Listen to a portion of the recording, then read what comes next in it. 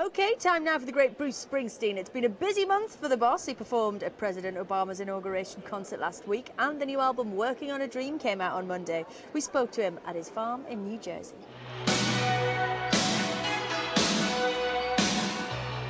Since 1973, Bruce Springsteen has soundtracked the highs and lows of American life.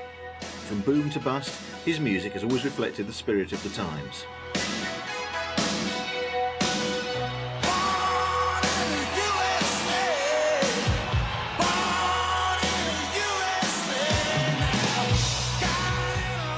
His new record, Working on a Dream, arrives at the same time as a new president. Speaking exclusively from his New Jersey home, Bruce has change on his mind. Listen to this record. It's quite a different kind of record for you. It sounds very different to a lot of the stuff you've done before, but yet it doesn't. What was the kind of thing you were going for? At the end of the Magic record, I had this song, What Love Can Do, which is third or fourth track on the thing. And so that sort of fell under the curtain of, you know, love in the time of Bush. And, but it didn't quite, you know, the record was sort of full, and this is one of those songs that sounds like the first song of your next record.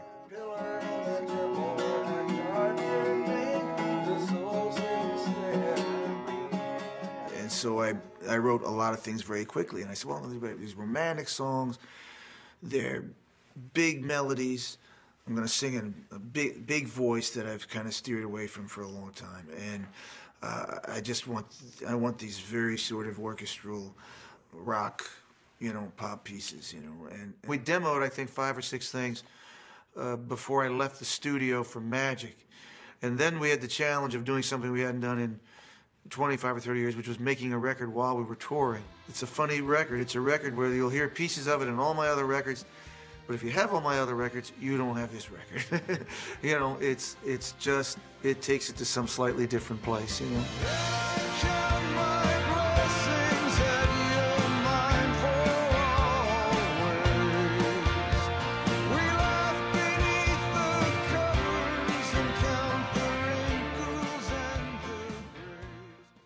All I'm trying to do right now is I want to make just some really, really well thought out, well-crafted, inspiring records and get music to my audience that is relevant to, hey, the times that we're living in and the times in their lives. And last week, after actively campaigning for Obama, Springsteen was in Washington to witness the realization of a dream. You spend 35 years singing your songs about a place. You see the country drifting further from democratic values, drifting further from a sense of, any fair sense of economic justice, and you keep singing your songs.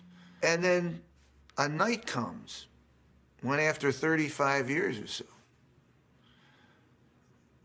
something happens that you didn't think you might see in your lifetime, which is that country actually, it shows its face one night, the election night. You go, I don't believe it. I don't believe it.